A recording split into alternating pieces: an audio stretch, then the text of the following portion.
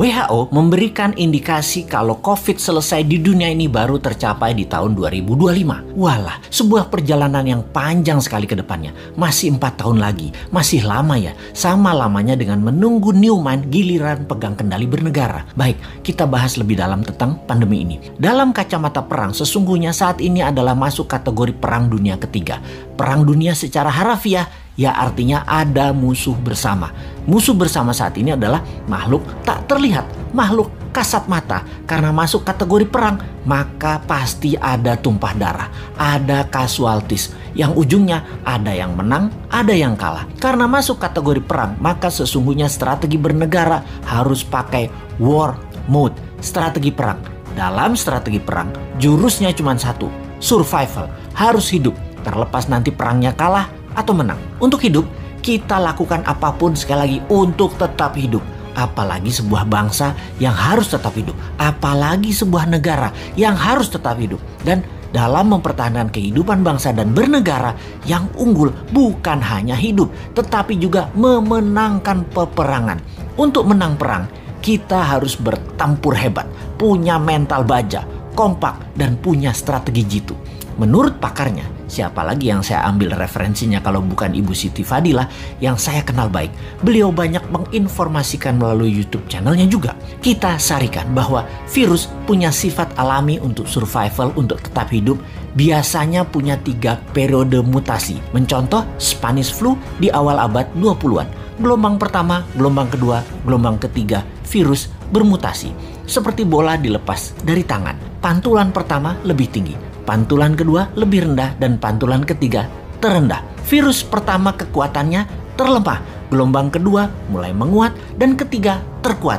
Itu adalah hukum alam, dilihat dengan kacamata, disederhanakan. Lalu kita lihat strategi bernegara. Ada yang pakai vaksin solusinya, ada yang pakai imunitas, ada yang keduanya dikombinasi. Amerika di zaman Trump pakai cara yang terlihat kasar, yaitu membiarkan rakyatnya terpapar dengan cepat dengan niat agar herd immunity tercapai alami, juga dengan cepat karena yakin imunitas rakyat Amerika baik dan sistem kesehatan Amerika terbaik di dunia. Casualties atau korban perang di bawah 1,5% ternyata. Saat ini terdapat data bahwa 49% rakyat Amerika sudah terpapar dan punya imun sistem sendiri, dan suntik vaksin sudah mencapai 20% populasi, alias herd immunity sudah tercapai di Amerika saat ini. Vaksin tetap dilanjutkan. Prinsip kebijakan Gedung Putih ala Trump melawan Fauci dan WHO, namun membuahkan hasil positif sekarang. Penasehat Biological Warfare Gedung Putih menyarankan Trump waktu itu, strain gelombang pertama itu terlemah. Secepatnya saja disebar dan paparkan dengan tanpa mengikuti protokol WHO dan Fauci yang sepertinya mau menghambat agar Amerika rakyatnya maskeran dan strain gelombang pertama kenanya sedikit sehingga vaksin laku terjual setelahnya. Bahaya kalau gelombang pertama dibatasi atau ditahan. Keserang gelombang kedua, pertahanan imunitas masyarakatnya kurang. Jadi gelombang pertama lepas saja. Toh sarana kesehatan bagus. Itulah analisa dan strategi Gedung Putih di masa Trump yang terbukti tidak ada gelombang kedua di Amerika yang telak. Pada saat ini karena herd immunity tercapai, Amerika menang perang melawan COVID. Tiongkok pakai cara kedua, terbanyak pakai vaksin lokal produk mereka sendiri, di mana herd imunitas alami tercapai 20%, yang saat ini 40%-nya ini pakai vaksin, di mana 3 bulan lagi herd immunity di Tiongkok tercapai dengan vaksin lebih dari 60% populasi dan 20% natural imunitas. Tiongkok menang juga perang melawan COVID. Gelombang kedua ketika terlambat vaksin dipakai maka akan berat karena mutasi virus sudah lebih kuat. Dan yang tanpa vaksin terpapar gelombang kedua menjadi berat lagi pengaruhnya atas kesehatan adalah benar.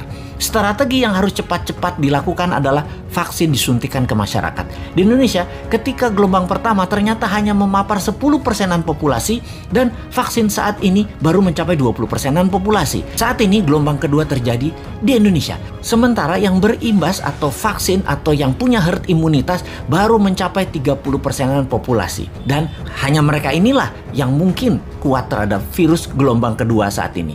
Dan mudah-mudahan sekali lagi tidak ada gelombang ketiga mutasi COVID yaitu COVID yang terakhir mutasinya yang terkuat. Kita harus segera mencapai herd imunitas saat ini, segera. Inilah hal yang kasihan pada pemerintah saat ini. Kita tidak menyalahkan hal ini sudah terjadi, tetapi kita harus melihat ke depan. Sistem kesehatan kita belum sebaik negara maju. Imunitas vitamin, makanan masyarakat juga belum sebaik negara maju. Maka yang terbaik kita bantu pemerintah saat ini dengan PPKM-nya Jawa Bali, kita taat 100%. Diam di rumah selama 3 minggu, gunakan minimum movement selama 3 minggu, makan sehat, hidup sehat, baca buku, dan olahraga. Ini semua karena sudah kadung, dan kadung juga pemerintah beli vaksin banyak banget, sampai 400 juta katanya, untuk memvaksin seluruh rakyat Indonesia. Vaksin ini ada batas waktu, ada expiration date, jadi harus cepat-cepat. Pandemi, kalau penanganannya benar, sarana kesehatan baik, dan imunitas vitamin yang didahulukan, menurut Ibu Siti Fadila, dengan 50 juta vaksin cukup kok. Kecuali pesan banyak ini karena sekaligus jadi proyek pejabatnya. Ya walahu alam.